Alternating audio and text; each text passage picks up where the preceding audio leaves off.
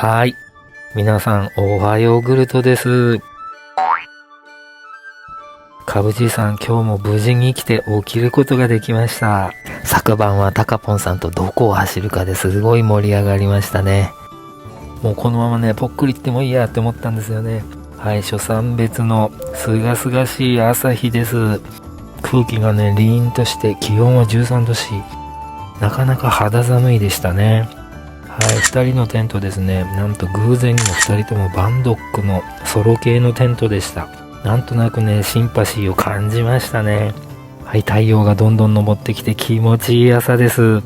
なんとタカポンさんがね、ベーコンエッグを作ってくださいました。で、じいさんそれをね、ご飯に混ぜこぜにしてね、チャーハンにしていただきました。タカポンさん、ありがとうございます。美味しかったです。このキャンプ場の朝があまりにもすがすがしく気持ちよすぎてちょっとまったりしすぎてしまいまして、出発が1時間も遅れてしまいました。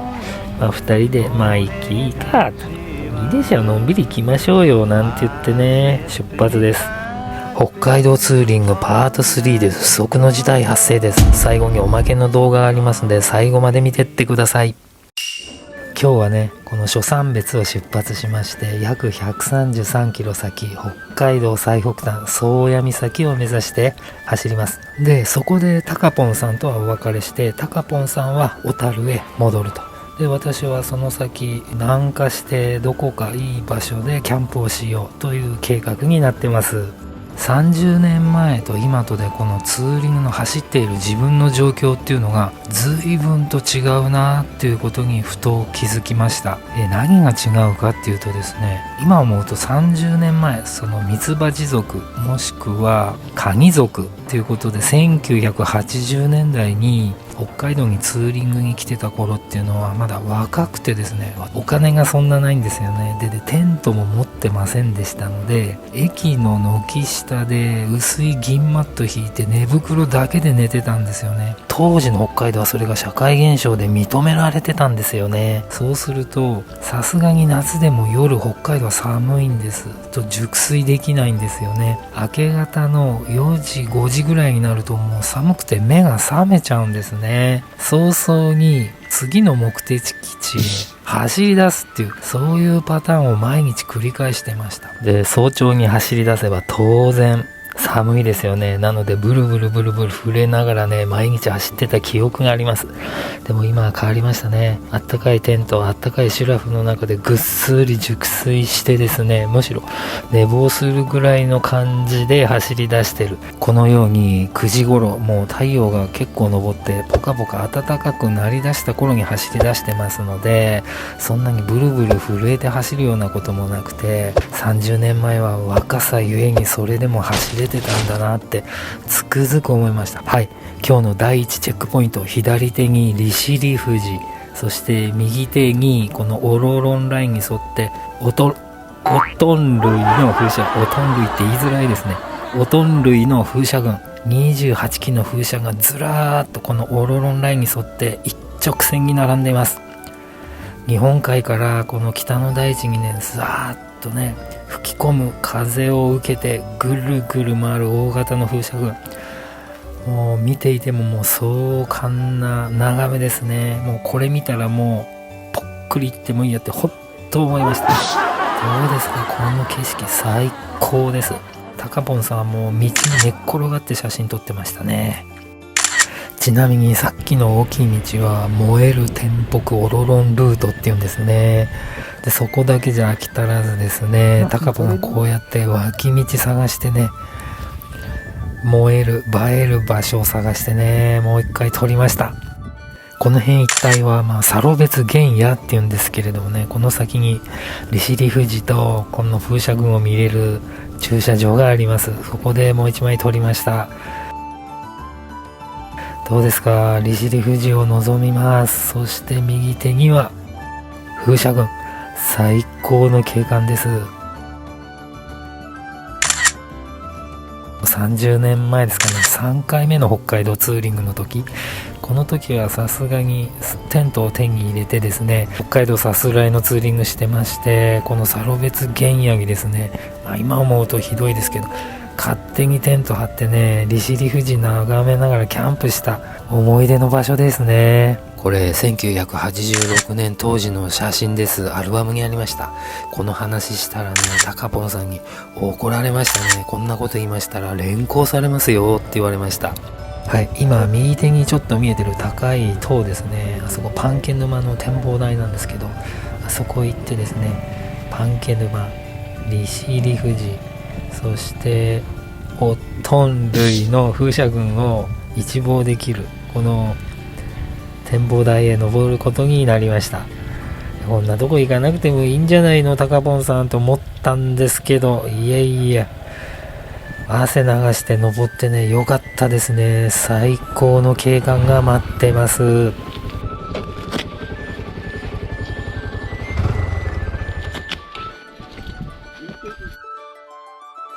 手前に見えるのがパンケ沼のビジターセンター、そして奥に利尻富士ですね。綺麗に見えてます。そしてその手前ですね、風車群が見えます。この風車群なんて言うんでしたっけ？オトン類風力発電所。はい、だそうです。オトン類風力発電所。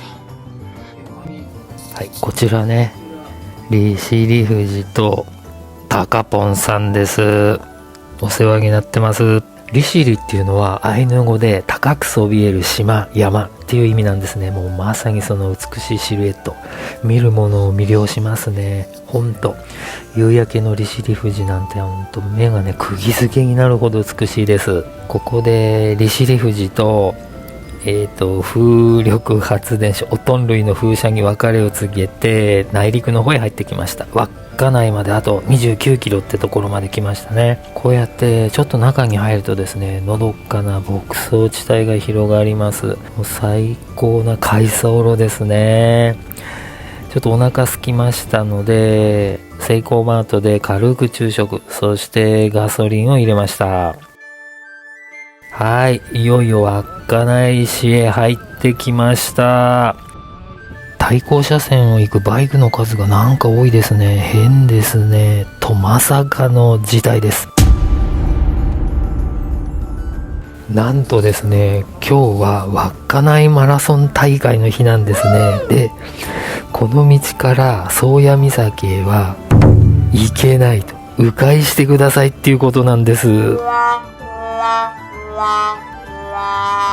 マラソン大会を運営している係員さんのね指示に従って今来た道を戻って迂回路の方行ってます。相当な迂回をしないといけないみたいなんですね。この最北端の地ではタカポンさんとっておきのねあれこれの観光スポット見どころが企画されてたんですけれども、この迂回路から稚内宗谷岬へのね抜け道を何本かショートカットするようにタカポンさん走ってくださったんですけど、ことごとく全部迂回してくださいって封鎖されてたんですね。でもどうにもならなくなってきました。周りはねのどかな雰囲気なんですけど時間がどんどん経ってきます。ここでね作戦会議をしました。このままだとね2時間以上ロスします。タカポンさんはね今日中に小樽へ戻らないといけないです。明日はお仕事ですしね。でねもうここで北端へ行くのを諦めてお別れすることにしました。タカポンさんね、いや申し訳ないって言ってね、白い道一緒に行きたかったですってね、すごい残念がってました。はい、そういうわけでタカポンさんは小樽へね引き返していきました。小樽入りしてからここまでねずーっとタカポンさんの後ろをね金魚の糞のようにずっとついていく、ただそれだけの走りをしてましたんで、突然一人になりましてね、ちょっとポカーンとしてます。これから宗谷岬目指すか、宗谷岬の看板が出てきましたね。宗谷岬目指してタカポンさんから聞いてたいろいろな最北端のスポット回るかどうしようか今ね考えてます。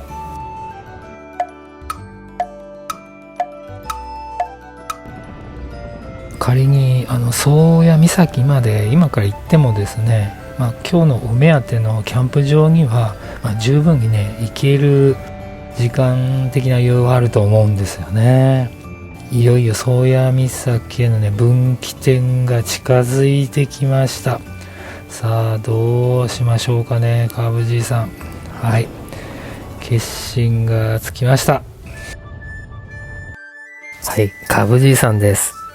あれこれ悩んだ末のカブじいさんの結論は、今回は北戴は行かない。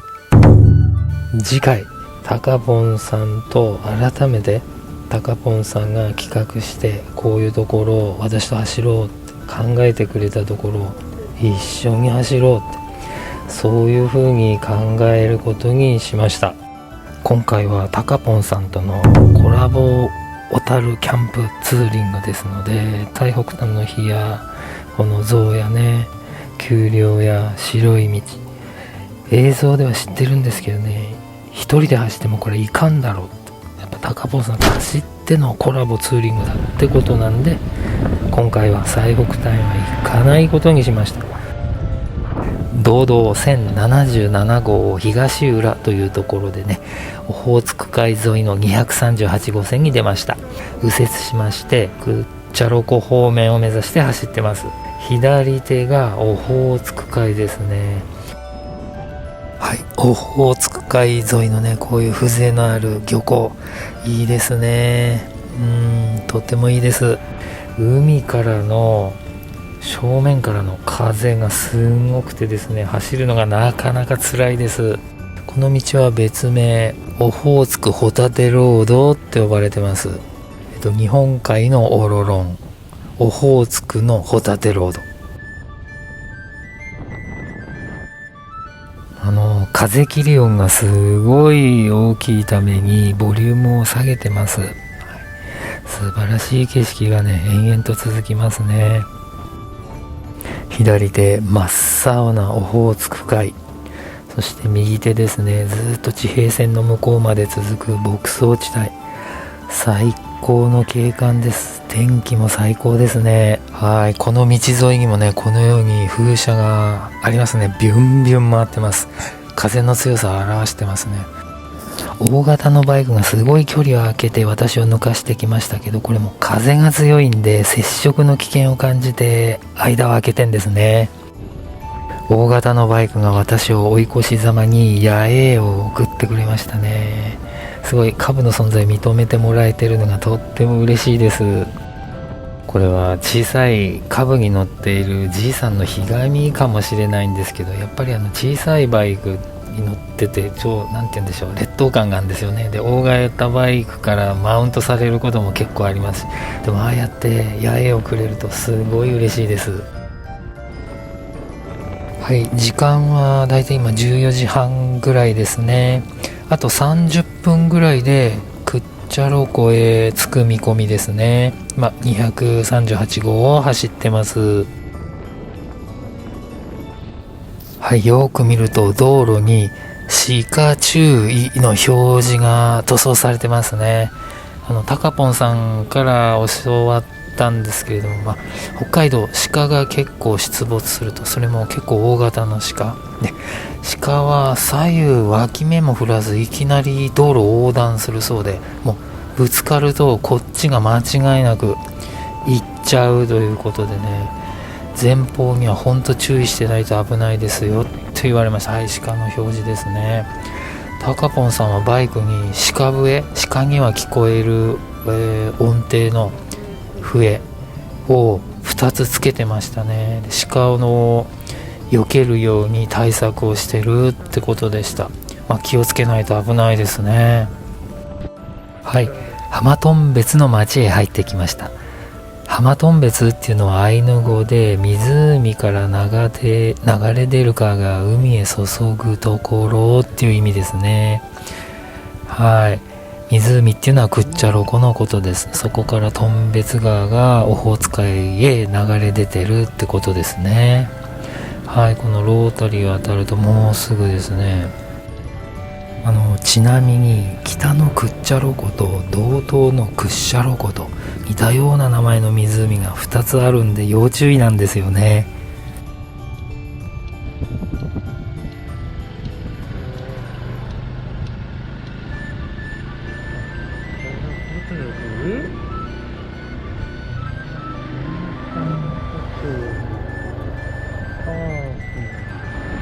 はい、前方を見てみてください。湖面が見えてきましたね。クッチャロ湖ですね。クッチャロ湖の周辺はいろんな観光施設もあって広くて綺麗ですね。こちら左手、クッチャロ湖の大沼ですね。クッチャロ湖ラムサール条約の指定地で、小沼小沼と呼ばれる2つの沼で構成されてます。はい、今回初めて長距離ツーリング仕様のカブさんと一緒になりました。いいですね。はい、クッチャロ湖のキャンプ場なんですけど、すごい広いエリアですね。大きく3つのエリアに分かれてまして、どこへテント張ってもいいですよってことでちょっと今迷ってるんですけど、目星をつけまして、この辺かなってことで、管理棟からつかず離れずの、中間の場所に設営しようかなと。ここにバイクを止めます。これは偶然なんですけれども、私がテントを張った前と横2組のキャンパーさんが私より10歳以上年上でですね、そのお二人との会話が弾みまして、いや人生いろいろなこと、まだまだ私は若いなって思わされることになります。キャンプで素敵な出会いにまた巡り合いました。はい、今私左でテント張ってます。で、画面の中央向こう側にですね、お隣のご夫婦がテントを張ってらっしゃいます。なんと85歳のご高齢のご夫婦ですね。静岡から走ってきたそうです。で、この2人との会話でね、自分がまだまだ若いなって思い知らされました。とっても素敵な旅行です。今温泉に浸かってですね、キャンプ場内を散策してます。いよいよ日がね、沈もうとしています。ゴールデンアワーがやってきました。はい、クッチャロ湖に沈む夕日を眺めながらね、料理の準備、そして乾杯をしようと思います。はい、乾杯。今日も一日無事に走れてありがとうございました。この私のテント、この三角屋根のテントの正面が神奈川からいらっしゃってる75歳のおじいちゃんなんですけど、ほんと元気でしたね。会話をしてパワーをもらいました。自分がね、年寄りだとかぽっくりいっちゃってもいいだとかね、なんかそういうこと、じじくさいことを毎度言ってますけども、この方と会話してですね、もう全然まだまだ自分が若いんだって思い知らされましたね。